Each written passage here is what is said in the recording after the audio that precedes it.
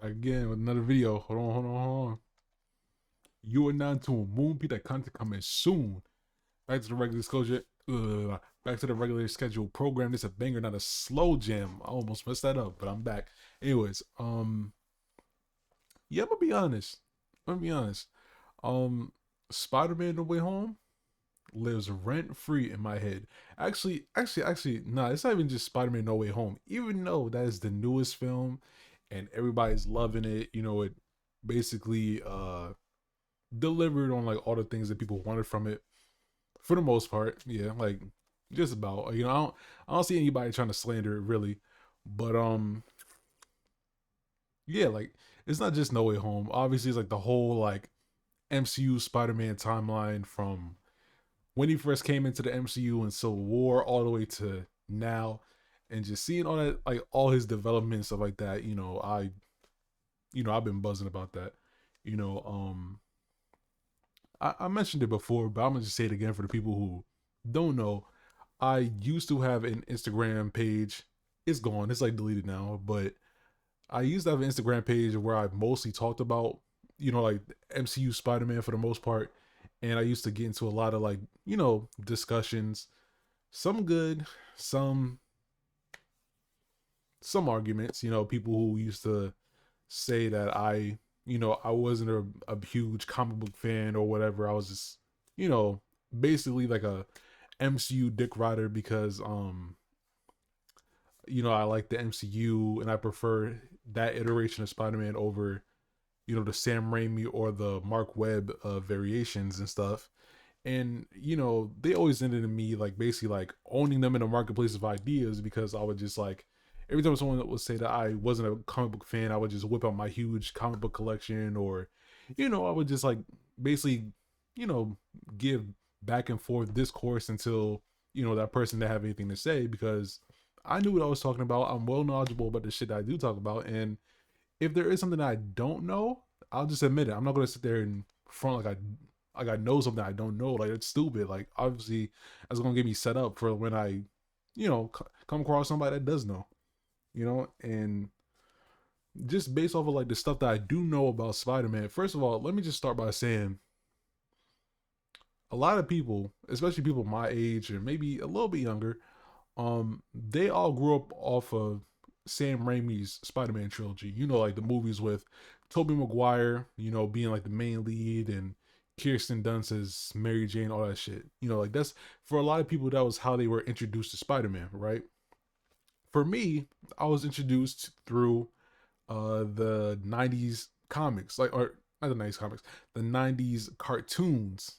And then I got into the comics. How I got into the comics was because, well, for one, my mom, my just close family members, friends of family, whatever, they were like, hey, like, this seems like something that, you would be interested in. So, we recommend this to you. And I remember, like, I had a godmother. I still do. Like, I said have, like, it's past tense. I still have.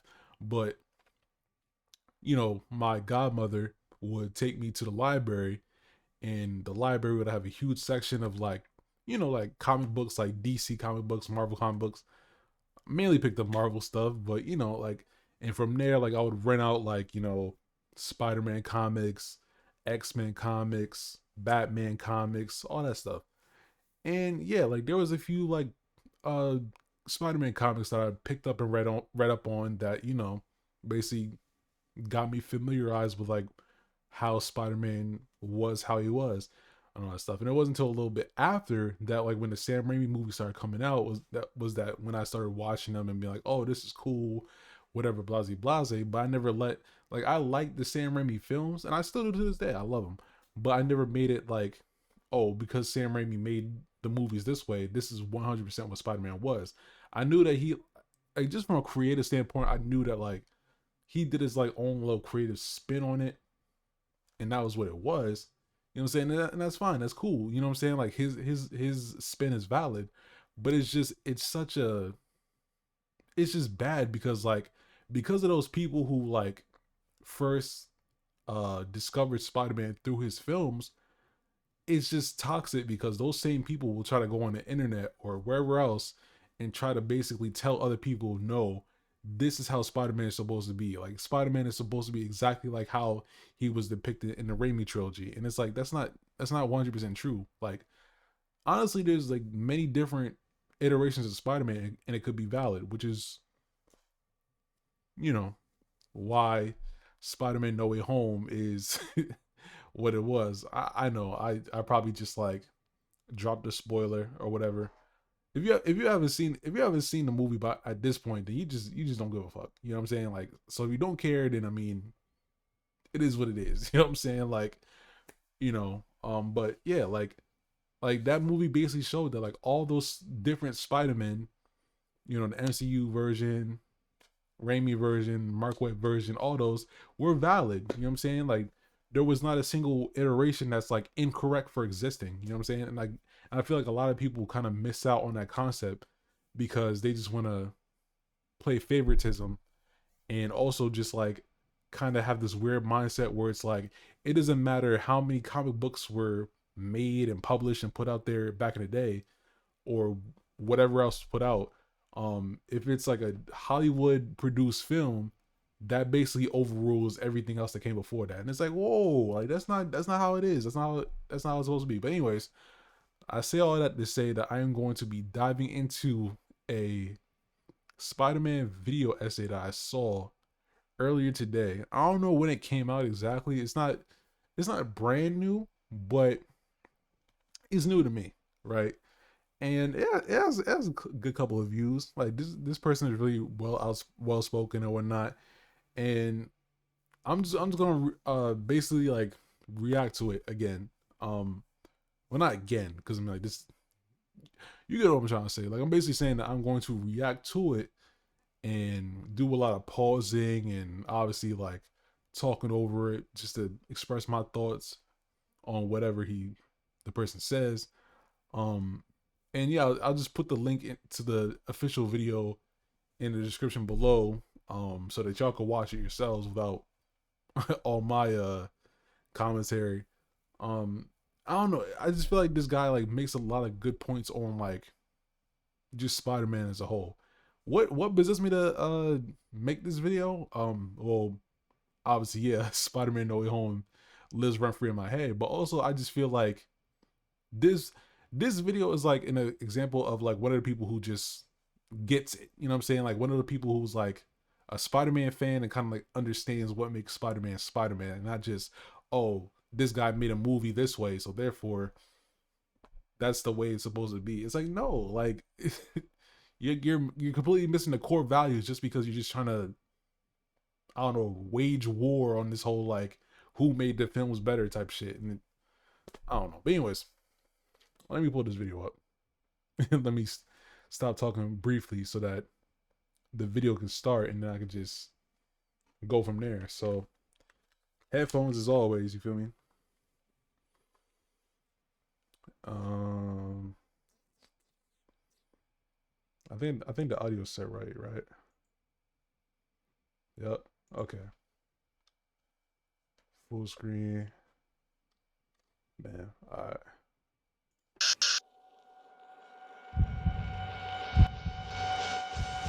So when Spider-Man No Way Home closed, I had a full-on bone and felt the same way when finishing an old Stan Lee, Romita or Gil Kane issue, because unlike the previous films, it didn't leave you with a tidy feeling that everything will be okay, where Peter Parker's decision was totally worth it.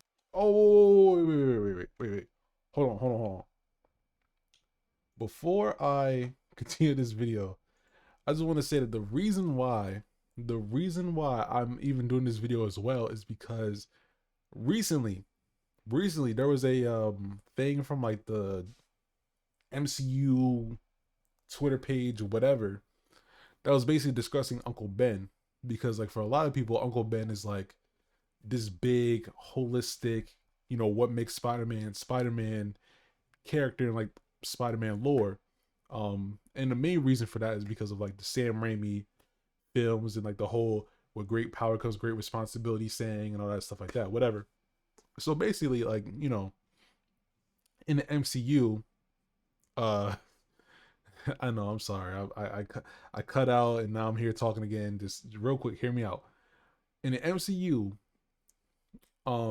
there's like Uncle Ben's not really in it. Like there's an absence or whatever. There's little clues like basically saying that he could possibly exist, probably not, whatever.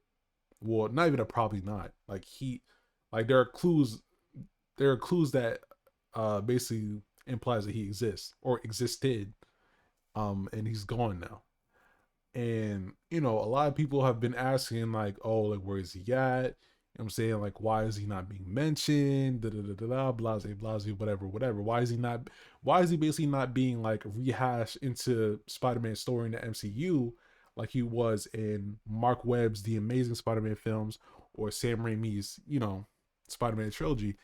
And then like what was it? I guess like one of the writers for No Way Home, they basically like mentioned Aunt May's like whole thing of like saying with great power comes great responsibility in No Way Home and being like, oh, Aunt May's our Uncle Ben, basically type shit.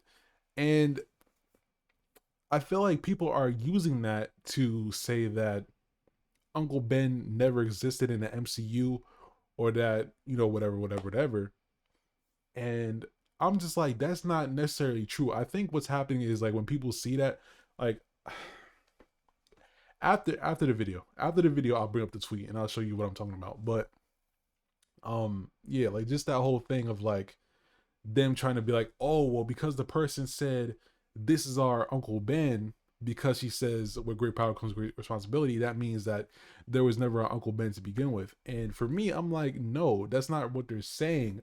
They're saying this is our Uncle Ben, as in like that whole cultural significance, or like just basically um like just the mentorship, I guess, of like what makes Spider-Man Spider-Man is what they're saying is like what makes Aunt May like Uncle Ben of that storyline. Not saying because like in the previous iterations, Uncle Ben was the one who says with great power comes great responsibility. But because Aunt May says it, that's what makes her Uncle Ben. Not literally being Uncle Ben like the character, but saying like she's holding the same significance as Uncle Ben because she said those words. Because like in almost every iteration of Spider-Man, for the most part, that's like the significance that Uncle Ben held was those words, and that was it. Like just him being a great character, as far or not even a great character, but like a good person, and that's it. Like he doesn't really do much outside of that, other than is a good person, dies, and also like before he dies says, "With great power comes great responsibility." But basically, people are trying to use that to say that Uncle Ben doesn't exist, and I'm just like, no, bro, like that's not what they're saying when they say this is our Uncle Ben. What they're saying is, you get it. But yeah, I'll bring up the tweet and I'll elaborate on that a bit more. But here's a video of just you you get it. You get it. Okay. I know I sound crazy, but just we'll dig deep into it. Even if it's retcon in the next one. And that's perfect, because Spider-Man isn't. Let's start this over. Let's start this over.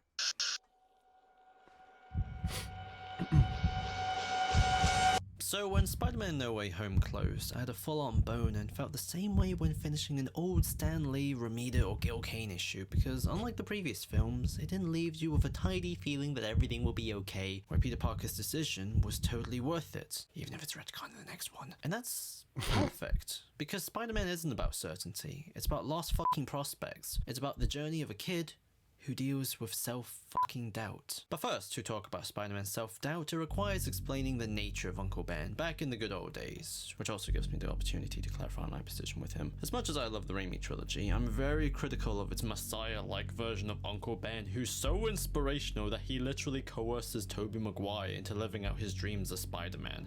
I can't live your dreams anymore. Because the most important source of Peter Parker's self-doubt directly comes from him wanting to be a better person but not knowing what that means. Even though I'll always feel guilty for the death of Uncle Ben, maybe tonight in some small way, Spider-Man paid part of that never-ending debt. The key word here is maybe, because both the beauty and the tragedy of Stan's original 100-issue run was the prospect that we'll never know. Is Spider-Man a successful form of redemption or a shade of his old narcissism? Because Peter Parker before his powers started out kinda like an incel. He wanted Sally, attention he felt entitled to, and revenge on a world that bullied him, which consequently led to him letting a criminal escape cleanly. I can't stress this enough, it's important that Peter Parker wasn't getting his back on someone specific, because it's crucial that it never occurred to him to care. No one has ever been nice to Peter Parker, so why would he act nice when he's got power? Therefore, Ben's death traumatized him into changing his ways, and add the missing bit of niceness in a cruel. Wait. Yeah. And here's this panel. This panel right here is from the original, like the original, very first of all time ever Spider-Man comic. And I have this copy in my closet. Like I could literally pull it out, but I'm not going to because that's too much. Okay. If you call down on me on that, I will literally pull it out. Don't do it. Okay. But I'm getting sidetracked. But anyway, like this was in the super original, like very first Spider-Man comic of all time. And you see here, like it says, with great power must also come great responsibility. See, this was how it was like the words was originally like shared like in the Spider-Man universe. Okay, like it didn't go. It wasn't like Uncle Ben said it, because how this played out was, you know, basically like all the standard stuff. Spider-Man went to his little what was it, like the what was it? He was like on a show or something like that, because like it started out that he was like doing a little wrestling gig. People saw him, was amazed at like what he could do, wanted him to be on the show so that he can, like, you know, basically show off his like amazing abilities and all that stuff like that, being like a great wonder or whatnot. Then he came home and there was police outside, and it was like, you know, come to find out that there was that the his house was being robbed or whatever. Like Uncle Ben and Aunt May was there. Uncle Ben ended up, you know, being killed, and you know, that was that. So then in this panel right here in yellow was where like the words "with great power must also come great responsibility" came from. Uncle Ben never said it. You know, it wasn't until like later iterations, or even like later on, like where like Uncle Ben like implies it or whatever, or like the later iterations where like they make it so that he says it. But it's like originally he never says it. And that's not to say that he can't say it, but it's just to say that like it begs the question, like how badly do we need Uncle Ben to say those words?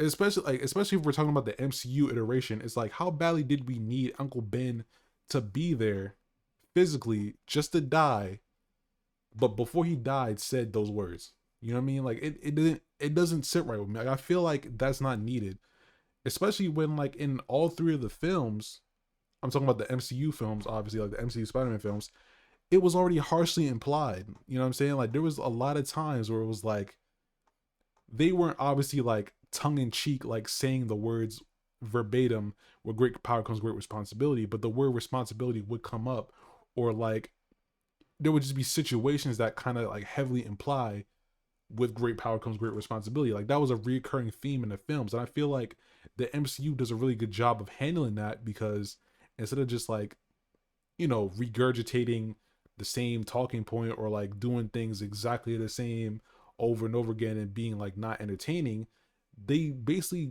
hold on to the same values but just do it in a very different fashion, you know. And it's like the fact that people like are upset that it's not the other way around, or like I don't know, it's like people just like have this weird thing of like, oh, like you need to do it the exact same way or whatever for it to be accepted. And I'm just like, that's so strange. It's like you get, like if you dig deep enough into these films, you would get that vibe already. You would understand with great power comes great responsibility, and you kind of get a good feel for Peter Parker's character, right? Or like even like what was it, like in Civil War, right? They introduced Peter Parker. He talks to Iron Man or Tony Stark. You know, Peter Parker, Tony Stark, whatever. Um, they're having a conversation in Peter Parker's room, and Tony Stark discovered Spider-Man because there's a whole bunch of videos on the internet of like Peter Parker wearing his homemade suit doing what he does. And he asks him, why does he do what he does? And Peter Parker says, when you can do the things that I can, but you don't.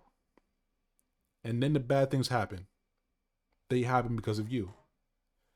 And the thing is like this is going back to like people saying that like, oh, like Uncle Ben is probably not in the universe or whatever because the writers said that like Aunt May saying with great power comes great responsibility means that she replaces Uncle Ben. She replaces Uncle Ben as far as like being the harbor of those words. She doesn't replace Uncle Ben as far as like overall is what I'm saying. So like when Peter says that, like the whole like when you do it like when you can do the things that I can, but you don't, and the bad things happen, they happen because of you.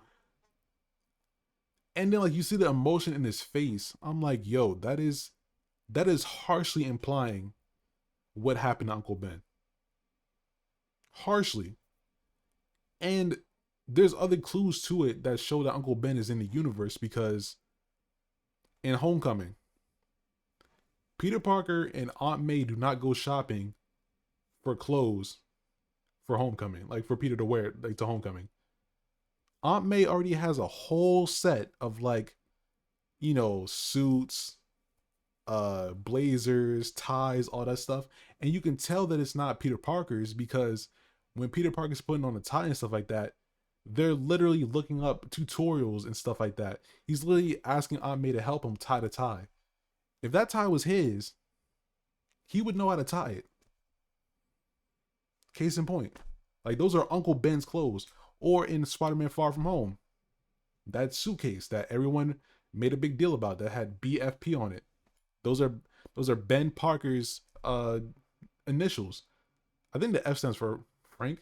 Ben Frank Parker. I don't know, but Ben Franklin Parker. Okay, but still, like though that's Uncle Ben's suitcase, right? So like again, I feel like people are getting caught up in like the whole I don't know, like trying to assume stuff just to I don't know have a definitive answer, but it's like the answer is literally in the context of the films. You have to watch the movies and actually dig deep to understand. But again, bet like Uncle Ben lives in that universe. He's just not taking on the same uh like this guy said in the video, holistic, um, like overbearing I guess like what's the word? Persona, I guess, that Sam Raimi and all these other people who write Spider-Man stories tries to give Uncle Ben. Like in the MCU, I feel like they just did a good job by being like, oh, like Uncle Ben was someone who was there, something happened, was gone, and that event obviously affected Peter Parker to the point where it's like he, now donned the homemade suit that we saw in Homecoming and in some of the little video clips from Civil War, like that Iron Man was watching, and like that was like Uncle Ben's passing was enough for Peter Parker to basically be like, like the Spider-Man that wore the homemade suit. So from that time that Uncle Ben died up to Civil War was when you get what I'm saying. And oh yeah, in Homecoming there's another scene, and the reason why I'm listing these off is obviously because I'm saying like it doesn't make sense that Uncle Ben doesn't exist in the MCU with all these breadcrumbs being left behind. But there was another part in Homecoming where Ned Leeds, first finds out that Peter Parker is Spider-Man. And Ned's initial reaction was like, oh, I have to go tell everybody, whatever, whatever, et cetera, blah, blah, blah. And Peter Parker says, please, Aunt May can't know about this. She can't know. With everything that's happened, to her, I can't do that. Or something along those. I'm paraphrasing, but he like this. The words to focus on is with everything that's happened to her. And there's a scene in Homecoming where Aunt May basically is like very like cautious and worried about Peter Parker's safety. When she hears like all the stuff that's going on, because like the Del Mar's deli or whatever, like how it got blown up because of Spider-Man, not knowing that he's Spider-Man. And then she says something like, "Oh, if you see something like that happening, you turn and run the other way." You know, and I mean, obviously, yeah, like it does make sense for any parental figure to worry about their kid's safety and say all that, but I feel like it works more so for Aunt May because the thing is like I think the route that we're trying to go was by saying that firsthand Aunt May knows what it's like to basically live with someone who is not afraid of danger or someone who um has been affected by like outside danger, aka Uncle Ben. So I feel like that's the reason why. It's like Peter worries about Aunt May worrying about his safety because obviously like basically alluding to the fact that they both lost Uncle Ben. So it's like for her to like basically then project that fear onto Peter Parker knowing that he's Spider-Man, it is what it is. And like I know that people say that like, oh, it's a plot hole how, you know, she figured out that he was Spider-Man and how now all of a sudden she's cool with it. But it's like I don't think there's a plot hole because it's like again, not only is it different because Peter Parker is Spider-Man, a superhero, but it's also super different because like the universe is full of superheroes. Like this is the MCU. This isn't just like Spider-Man and that's it. And that's not to say that I'm saying like, oh, Iron Man's gonna come save him or nothing like that. But I just feel like it basically skimmed past. They basically like skimmed past like the whole like Aunt May worrying about. I know I'm taking a long time to get back to the video, but I will. Again, if you want to see the video like uninterrupted and without my discussion, the link will be in the description below. This is a good video, but yeah, like I think they skimmed past it because it's like eventually like Aunt May is going to have to basically realize, hey, like Peter Parker is Spider Man. He's a superhero. He's done things before already. Like he's stopped Vulture. He was there in was it Europe? I believe no, in Germany. I can't remember. Basically in the airport, like fighting alongside Iron Man and the other Avengers, like for the whole Civil War fight. But like just her knowing, like just her kind of like going back and realizing that he's been through all that stuff already. It's like, and then also just being a parent too, just being like, okay, I'm gonna trust you. I hope that you're safe, but I know that you'll be able to take care of yourself at the same time. I feel like all those things kind of play into like how she acts later towards him being Spider-Man in the later films like Far From Home and No Way Home. But still, all that basically saying that like Uncle Ben is still like a character who was in the MCU. It's just that we haven't seen him, but his impact is felt. Like there are breadcrumbs that indicate that he was there. Otherwise, me personally, I feel like it wouldn't make sense for Peter Parker to have been the homemade suit wearing Spider-Man that was to be before Iron Man came and recruited him in Civil War. Like it just doesn't make sense. On top of like the other breadcrumbs that indicate that he was around, you know what I'm saying, before the fact. And I'll okay, if I have time later on, I'll elaborate a bit more, but hopefully you get what I'm saying. Traumatized him into changing his ways and add the missing bit of niceness in a cruel world. It's pretty much the opposite of the first Raimi film, where Ben's death restores Peter Parker's pre-existing good heart. Furthermore, another massive difference is how Peter Parker remembers Uncle Ben. It's not, he's my inspiration, my father. I have a father. His name was Ben Parker. But more like, he was so kind to me and yet I fucked him. This is why in Spidey's early career, the Human Torch served as his role model, why he used to always compare his decisions with... Okay, real quick. And that was another thing. People like hated the fact that like Spider-Man looked up to Iron Man in the MCU, But the thing that I would always say is that in the old cartoons, like in the original Spider-Man cartoons, Spider-Man looked up to the Fantastic Four, and he actually even wanted to be a part of the Fantastic Four.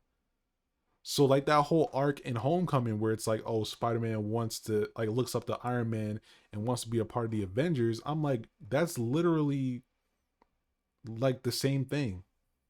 But the fact that like people just kind of like gloss over that and say like, oh no, that's not Spider-Man. I'm like, bro, it's the same thing, just different characters. What are you talking about? Like that makes no sense. Like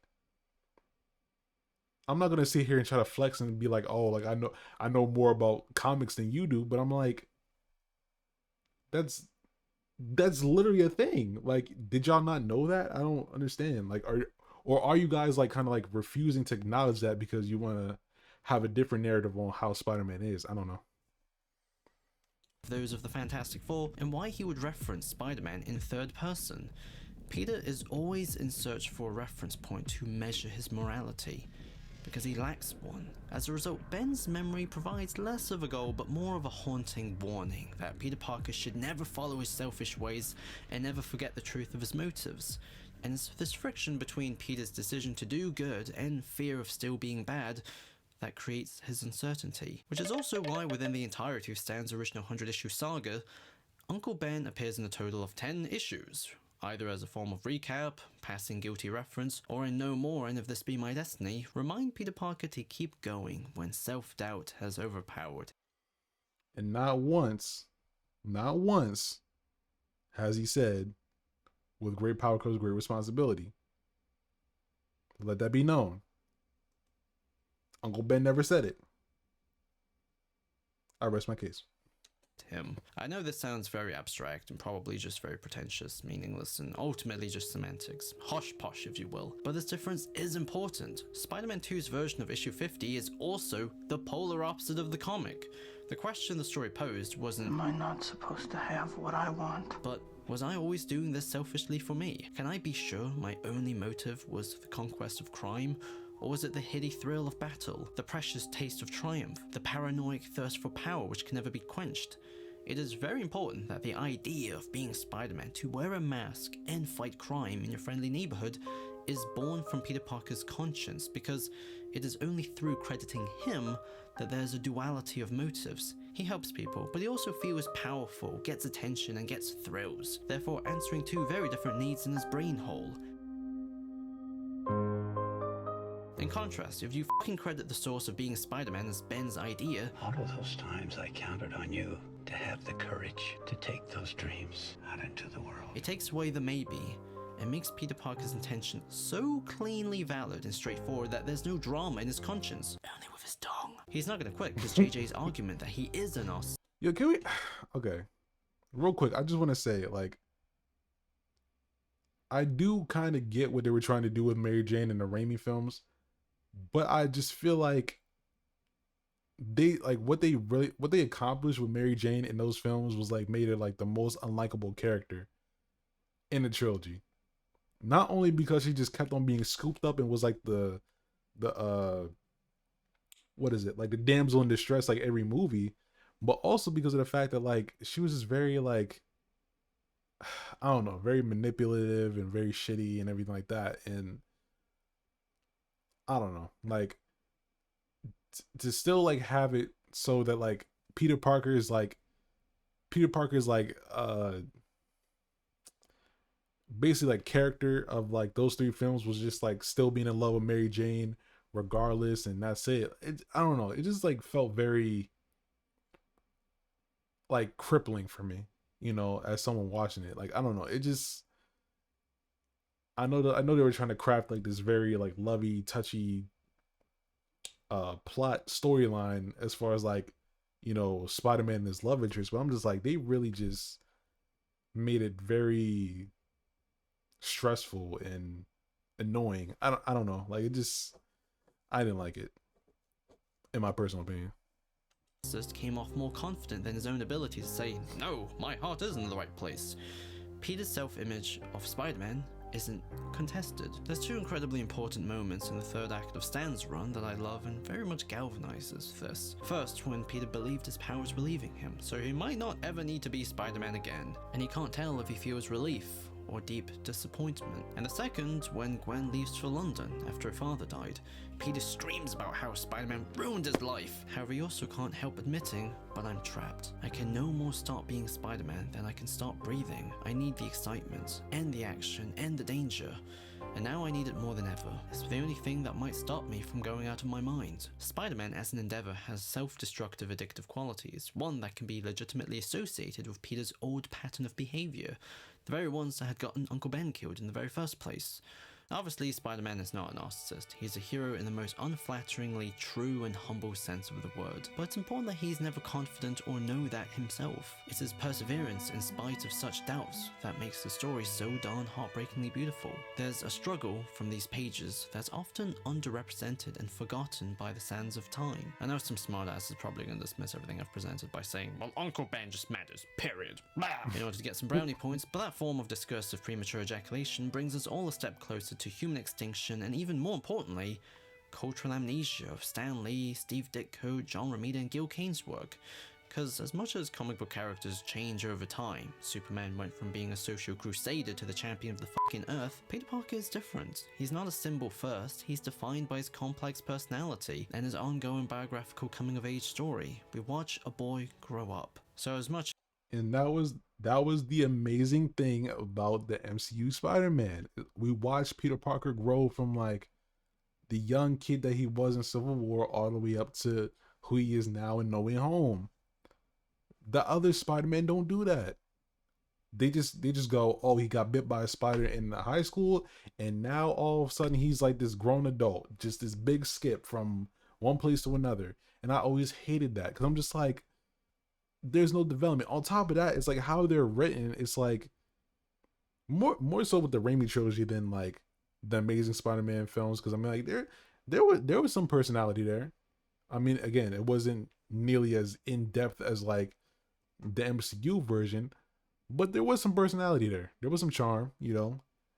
I mean, for some, like when it came to Peter Parker and like how Andrew Garfield basically did his thing, or like how he was written, it was maybe a little too much personality for like Peter Parker. Like a lot of people would say that Andrew Garfield's Peter Parker was too cool to be Peter Parker, which I mean I get, but hey, he was enjoyable to watch though, especially like when he's like interacting with Gwen Stacy and stuff like that. But anyways, with Sam Raimi's iteration of Spider-Man though, especially Peter Parker, it was like there was no connection between me and that Peter Parker. You know what I'm saying? It's just literally throughout all three of the movies, the only thing I could gather of Peter Parker was he's Spider-Man, his uncle died, he loves Mary Jane no matter what bullshit that she drags him through, and you know, just how bad she makes him feel afterwards. And that's it. His life sucks. That's it. You know, and it's just like, I don't know, like back then it was good because I mean, like, you didn't need that much, but it's like as more and more Spider-Man iterations came out, you just need more. Like you just need more to go off of when it comes to like Peter Parker and Spider-Man. And again, the MCU iteration just fulfilled that because it's like there is so much personality in Tom Holland's, not just Spider-Man, but all obviously like Peter Parker. Like there's so many things I could go off of, especially when it comes to like the whole thing with like the whole Uncle Ben lost arc. Like, for example, you know, like the thing I appreciated about Spider-Man Far From Home was how it gave you like a big insight on how Peter Parker deals with trauma or like loss, right? Because like how the movie starts out, right, is after Avengers Endgame. And obviously in Avengers Endgame, you know, Tony Stark, aka Iron Man, dies, right? Saving the universe from Thanos, whatever. And mind you, Tony Stark, I know a lot of hardcore Spider-Man fans hate admitting this and whatever, but in those movies in MCU, Iron Man was Peter Parker's mentor. You know what I mean? Like Spider Man's mentor. Like he was who he looked up to. And he was like a father figure to him in a sense. Not entirely. Not to the point where it's like every time Tony Stark told him to do something, he 100% did it. Peter Parker deviated a lot of times, which made him great, which made him his own character. But still looked up to him regardless. But him passing, amongst Endgame and everything like that. Far From Home starts off with like all this Iron Man, Tony Stark imagery all over the place. Like everywhere he went, it was just Iron Man, which I feel like is a huge metaphor for like what it must have felt like when Uncle Ben passed, you know? But you're just like seeing all this stuff happen like everywhere, like in the classroom, in the back, there's like a whole bunch of Iron Man posters. He swings away from a crowd of people who are just like asking him about what it's like being the new leader of the Avengers, if that's what he is, and what is he gonna do. And like he swings and he like goes to another building. He looks over at another building and he sees like this huge mural of Iron Man. Like, you know what I'm saying? Like everywhere he goes, he can't escape, you know, Iron Man. Like, this guy that he was close to passing. And again, has to have been what it felt like for Uncle Ben passing when it all started out. But like, how Peter Parker basically deals with that is basically like how when Nick Fury calls him or is calling him and is like trying to get him on the phone and be like, hey, we got another mission that we need you to do. You're Spider-Man, go ahead and do it. And mind you, Peter Parker, aka Spider-Man in Homecoming, was waiting for a call. He was waiting for somebody to give him a call and get him to do the whole Spider-Man thing because he wanted to prove himself as Spider-Man. He by this time he had already proved his worth, all that stuff, whatever. But now Nick Fury is calling him and everything like that, and Peter Parker doesn't want to answer the phone. He's like, nah, I'm ignoring it. I'm not trying to deal with that right now. And he's just all his mind is just set on him just going on this trip with his class from school or whatever to Europe, I believe. I can't remember the Berlin, I think. I can't remember where he went to off the top of my head, but somewhere out of the United States. And like, like that's the whole thing. Like he wants to escape his responsibility as Spider-Man, which again is, true to like the narrative of like the narrative duology of like, Spider-Man and all the previous films and stories and iterations. But like you see that like how he basically like relies on this trip as like his escape. And it's like he's like all he wants to do is just like get away from everything, get away from Spider-Man, get away from the whole thought of like losing Tony Stark, everything. And just be himself.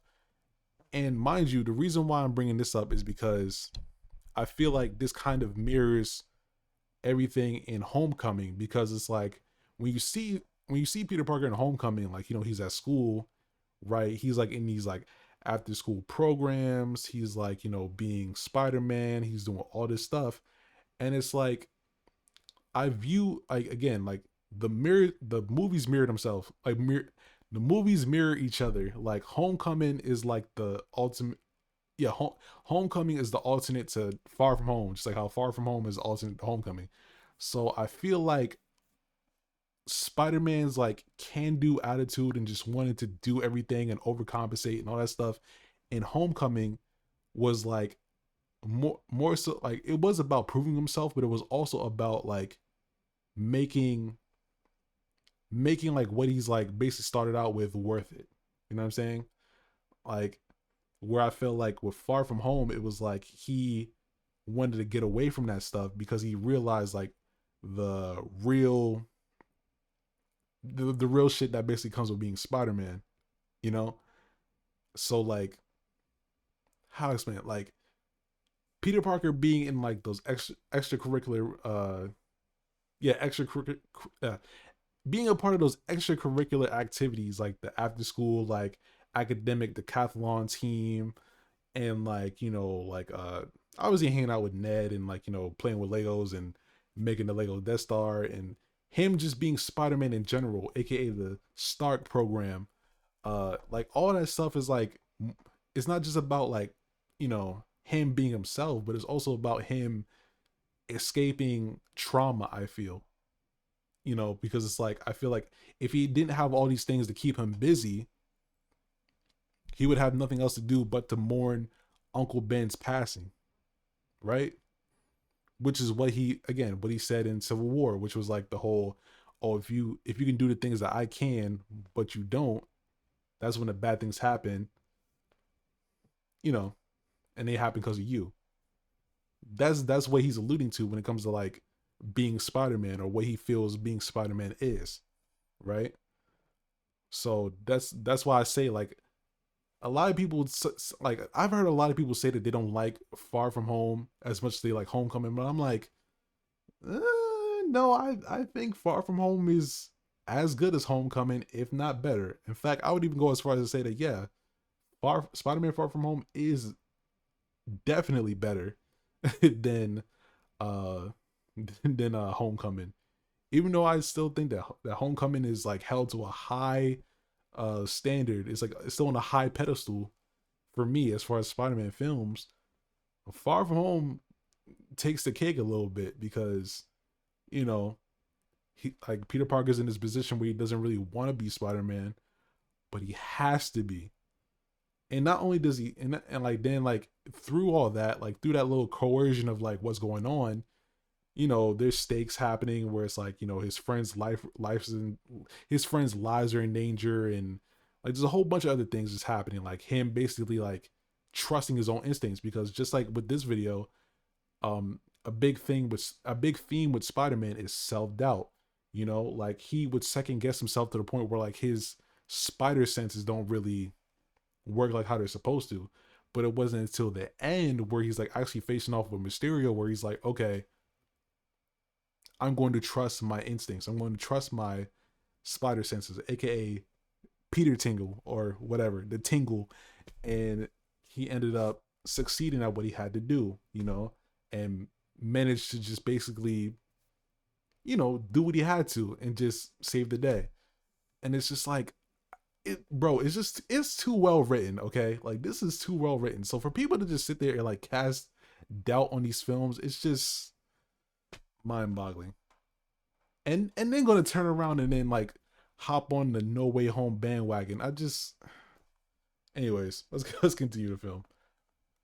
I'm talking too much, but hey, that's how you know I love this stuff. I'm all for it. As more people watch movies and obviously read less comics, it is ever more important to preserve and appreciate the memory and sophistication of these works. In summary, I'm not opposed to Uncle Ben saying, with great power comes great responsibility, although the purist in me slightly disagrees, because he literally never said in the entirety of Stan's run. It's so Okay, again,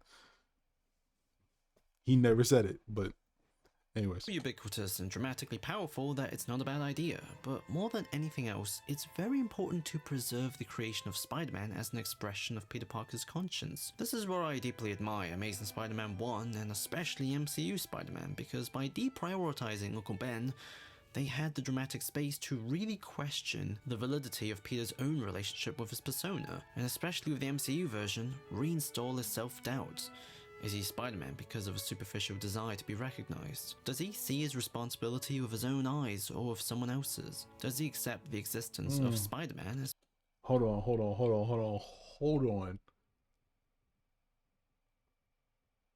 That shot right there, what he just said, I'm gonna rewind it back. But tell me that shot did not hit when he said what he said just now. Hold on. Is he Spider-Man because of a superficial desire to be recognized? Does he see his responsibility with his own eyes or with someone else's? Does he accept... Bro. Kudos to the guy who made this video. Hold on. What's his name? Oh shit. Who this? what's his name? It's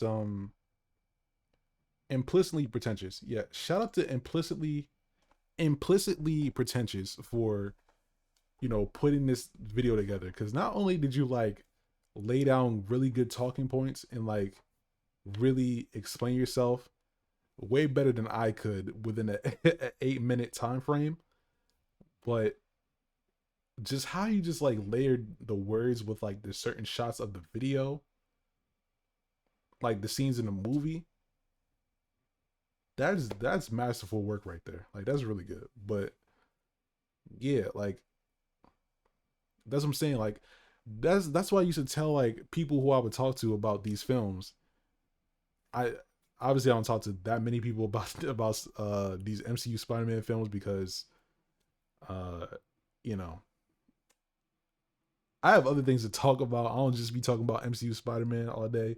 In fact, I don't talk about MCU Spider-Man that much. If anything, I just like kind of have my own thoughts to myself for the most part. And then it's like whenever the topic kind of comes up for whatever reason, now I'll probably lay my thoughts down. But again, it is what it is. But still, just like, man. Oh yeah, I'm sorry. I was losing my train of thought, like just from the video. But yeah, like self doubt is like a big theme with like MCU Spider Man, Tom Holland Spider Man, John Watts Spider Man. Like, you know what I'm saying? Like, it's always that thing. Like you could see like the doubt being there from the very beginning, like just how he operated. Like in Homecoming, this whole thing of like how he thinks that he's like dueling with this idea of like, is Spider Man about being a part of the Avengers, or is it about being like just the was it like the genuine superhero who's like trying to make sure that everyone's okay? Because I feel like like he basically like had that perspective of like heroism through the eyes of like basically everyone who like watched like all the Avengers films before like Spider-Man Homecoming, which was this whole thing of like, oh, superheroes are just like this high tier level of like people who just, kind of like take on threats like Ultron and Thanos and stuff like that. They don't have time to stop like the bank robbers or the criminals who are running around in the streets of New York on an everyday basis. They're just here like, to stop like, gods and aliens and stuff like that. So it's like, yeah, Peter Parker dealing with like that duology. Also dealing with the duology of like, what's more important, being Spider-Man or being Peter Parker? Or like, is there a way that he can balance the two? Or like, does it entail that he has to make sacrifices in both of the areas where it's like sometimes like, Peter Parker's gonna have to miss out on some things, and Spider-Man's gonna have to miss out on some things. It's like that. Like, man, like the scenes in Homecoming where it was like he went to, what was it? I don't know if it was like they went to Baltimore or something, somewhere close by. And like they were in that hotel, and like all the other kids from like the academic decathlon team were like going, and they were like, you know, uh, they were like sneaking off and like going into the little pool area of the hotel so that they could like, just like have a little fun before the actual decathlon, uh, you know, finals or whatever. Um, and like Peter Parker was like on the roof, like just watching all of them have fun being at the pool and stuff like that while he's over there with his Spider-Man suit having to go do his thing. Or like when Liz basically had that party at her house, and like Peter Parker showed up for like a minute and then was like, oh man, like there's actually guys selling weapons. Oh no, he didn't know that guys were selling weapons.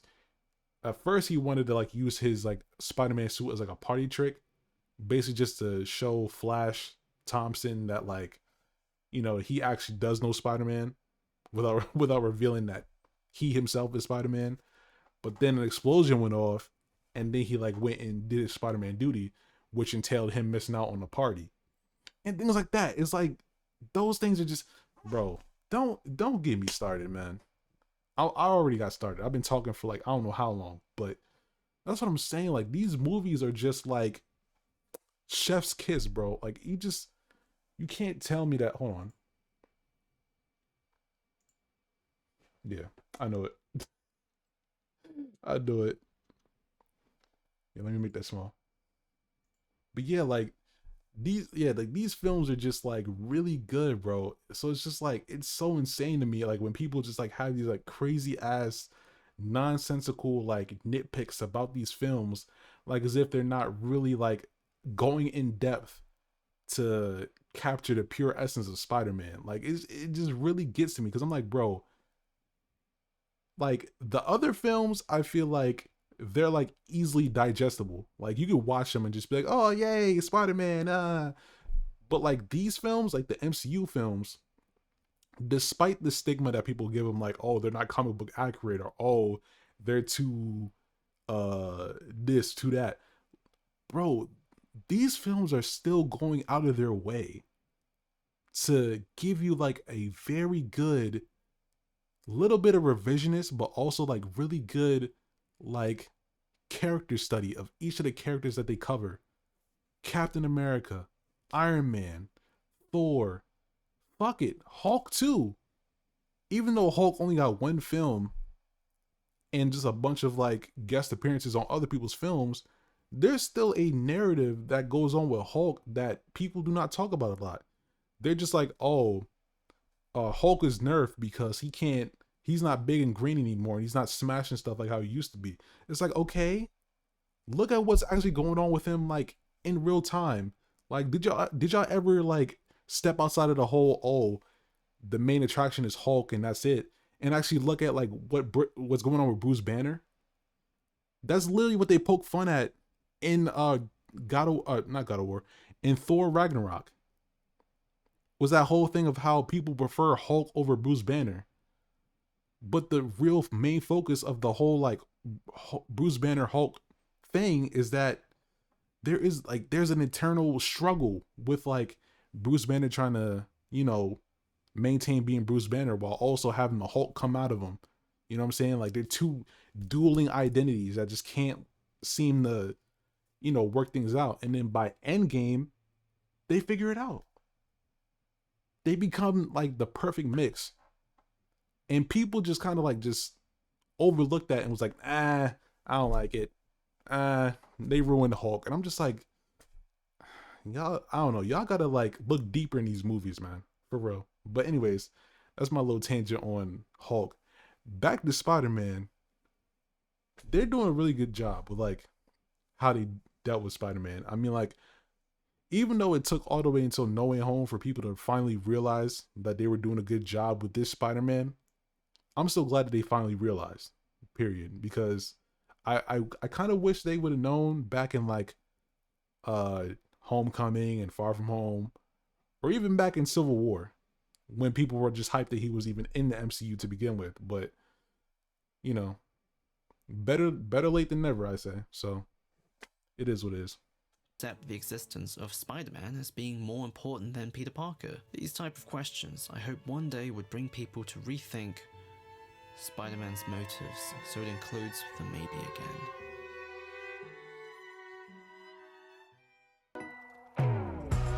I'm so confused right now, baby.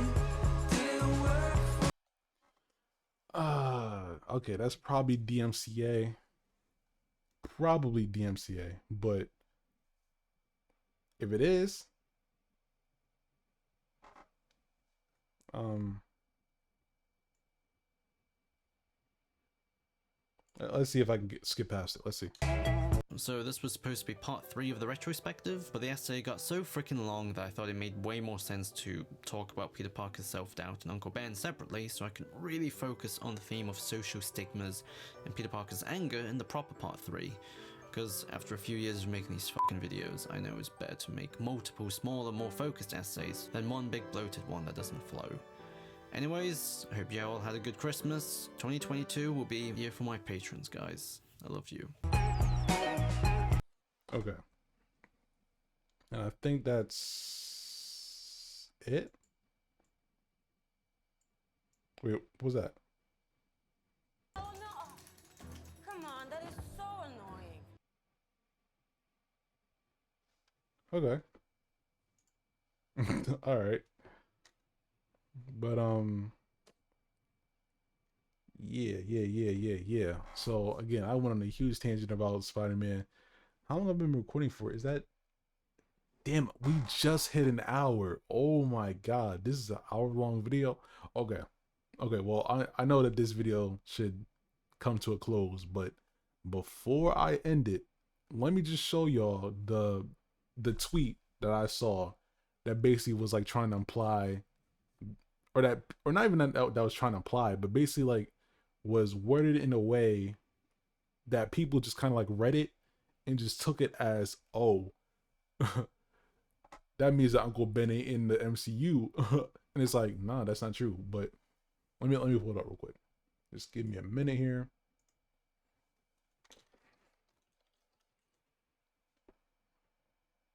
Wait, what? Why did this page come up? I don't know. Um, let's see. Profile. Okay. All right. Here we go. This page right here, or this tweet right here. It says Spider-Man No Way Home's writers have opened up about Uncle Ben's absence in the MCU's Spider-Man trilogy as No Way Home started to develop, and as we got to the scene with May, we realized this is going to be Peter's Uncle Ben. Full quote in the thing. But basically, yeah, like they were saying that, you know, because May was the one to give, you know, the with great power comes great responsibility speech, they were like, oh, she's going to be she's going to be like Peter's Uncle Ben. But again, if you read the full article, they're not literally saying explicitly that Aunt May is replacing Uncle Ben as a whole. Like, oh, there's no Uncle Ben to have ever been. They're just saying that this is Peter's Uncle Ben as far as like mentorship, as far as like saying the words that push Peter Parker to basically fully embrace like being Spider-Man, I guess. That's what they mean. Not that like Uncle Ben hasn't been a thing. Because again, like I said, I look into these movies deeply, right? I look into these movies deeply. So like there's a lot of context that I picked up on that clearly shows that Uncle Ben is like in this universe. I mean, dead, but he was in the universe. Like he was there. Like his presence was felt. Type shit. But again, this is an hour long video. Um, if y'all want me to further go into depth on how I on like those little breadcrumbs that I mentioned on how Uncle Ben was, you know, in the universe and shit, I can do that in a later video. But I don't know, like this topic alone just like really interested me. Like yeah, like really interested me enough to, you know, want to talk about it. I haven't really talked about Spider-Man stuff in a while. I've been trying to react to other stuff, and you know, again, I'm a variety person. Like, you know what I'm saying? I like to talk about different things and stuff like that. So I mainly nerd out about Marvel stuff, but I toned it down a little bit because, you know, I could talk about this stuff too, you know what I'm saying? But anyways, that is my reaction to you know, implicitly, I mean, let me say his name again. Let me look at his name again so I could. Okay. That is my reaction to implicitly pretentious's video on basically like Spider-Man as a whole, what makes his character. The video is titled Spider-Man Self-Doubt and Uncle Ben. Very important topic, and I felt like it was very relevant for, you know, everything going on now. So yeah, again, I'll put that link to the video down in the description below so that y'all go watch it and, you know, just like basically like take whatever you can from the video. I think the video was really well done. Did what it needed to do, was very, well thought out and very well edited. Um and yeah, like that's that's basically it. As usual, like, comment, subscribe, share the video, just the usual, you feel me? And I'll see you on the next video. So yeah, it's Moon baby. We out. Man, the MCU Spider-Man is so good.